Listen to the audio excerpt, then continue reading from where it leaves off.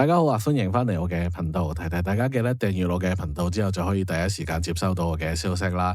首先就預祝大家新年快樂，財運亨通，最緊要就係身體健康啦。咁就講翻上次場馬先，凌風傲雪同預計一樣啦，冇乜馬走，咁就佢走啦。但係就唔知點解佢放到好快啊，咁啊冇馬挑戰佢，佢都放到咁快，真係唔想贏啦。咁啊跑過第5啦，咁啊佔滿同行就計啱數啦，擺翻前啲，守個好位就順利贏馬啦。銳務就有啲俾隻凌風傲雪影響咗啦，咁啊前面用多咗，咁就捱翻個第4啦。咁正如我喺上次條片度分析啦，剩翻就係嗰幾隻後上馬度揀啦。小魔怪、凱旋王者、天天有福嗰紮馬，咁我話失策啦，揀咗天天有福咁，因為佢上次慢步速都追得好好啊嘛，咁啊今場咧就擺得太後，太遲發力啦。咁啊最後跑出嚟都係我哋劃剩嘅馬啦，咁啊希望有幫到你手，揀到你嘅心水啦。如果想聽翻上場點分析或者劃走咗啲咩馬，就可以睇翻上次條片啦。跟住咧就仲有一日日本馬嘅有馬紀念，咁我就冇出片嘅，但係就有臨場跟住我師傅啲消息去賭啦。咁啊時間關係就唔一場一場咁細講啦。咁我就放啲飛喺畫面嘅右邊啦，有興趣嘅朋友就可以撳暫停慢慢睇啦。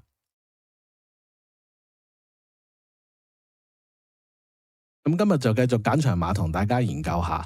第2場4班1200米嘅賽事，預計會擺前面嘅馬就有你有我、雙子美麗、聖多多、好多利高，步速就應該係正常嘅。狀態比較差嘅馬2號、5號、6號、7號、9號、14號，呢啲話晒佢先啦。狀態比較好嘅馬就有聖多多同埋有你有我啦。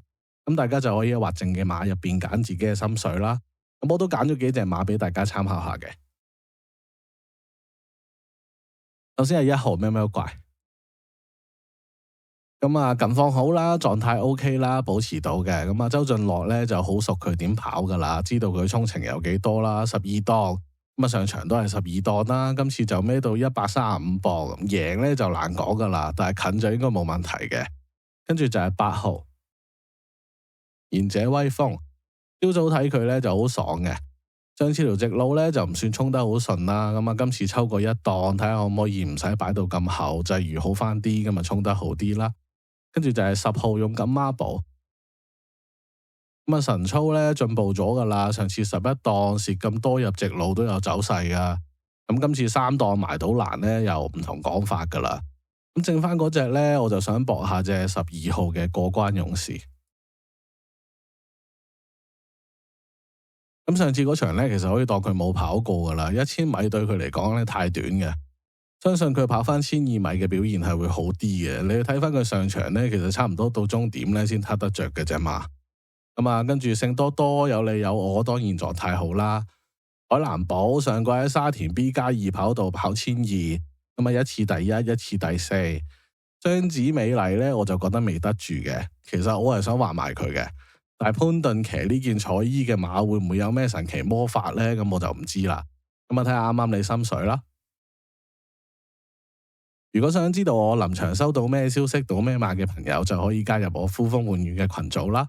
可以睇下我頻道嘅簡介或者發信息俾我查詢翻。咁就下個賽馬日再見，祝大家好運。